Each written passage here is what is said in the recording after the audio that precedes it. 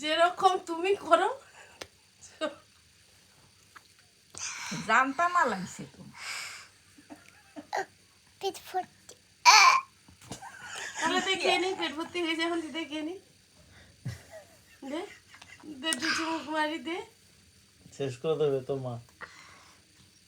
ও এটা দাম প্রচুর দাম কত দাম এটা?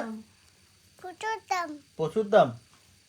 হ্যাঁ এইটা পেট 400 টাকা দাম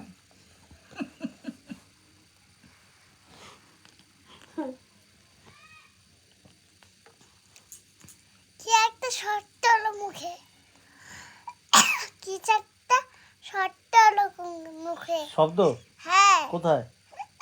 এরকম শর্ট হলো কই আরেকবার কর।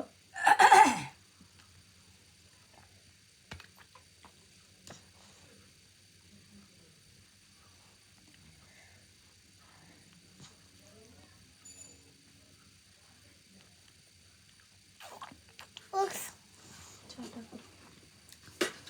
তুমি কি আর চা খাবা? কি আমি হুম দিলাম বাবার মতো বুঝো না?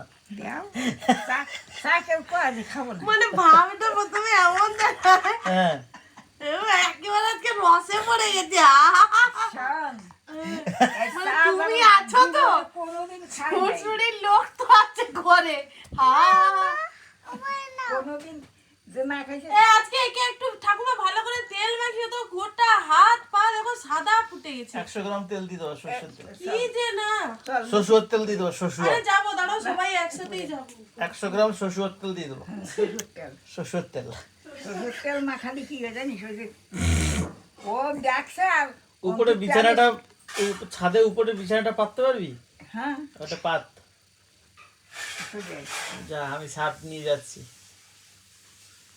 কি সাপ আর জলপাই বস নাকি দেখতো আছে নাকি কালকে একটা আনছি আজকে একটা আনছি তাহলে বস ও তুই তো যাবি কোথায়? তোর চা হবে তো। না চা তো দেবেই হুম ওদিক কোন জায়গায় যাচ্ছিস? এদিকে হ্যাঁ ডান হাতের দিক বস। নে এবার বন্ধ কর পরে খাবি আবার। না আমি খাবো পুরিতে করে যাবো তাহলে আর কিন্তু নাই দুপুরবেলা আবার খেতে হবে তো। দুপুরবেলা খাবি না? ভাত খাওয়ার পরে পেট ব্যথা করবে পরে কিন্তু ডাক্তার কাছে নিয়ে যেতে হবে। কেন? ও রাখ না তো খবরদার। না রাখ বন্ধ কর এনে বন্ধ কর ছিপি বন্ধ কর। পড়ে গেল আমার সকালে হুম ঘুম থেকে উঠতে হবে হুম আমার সকালে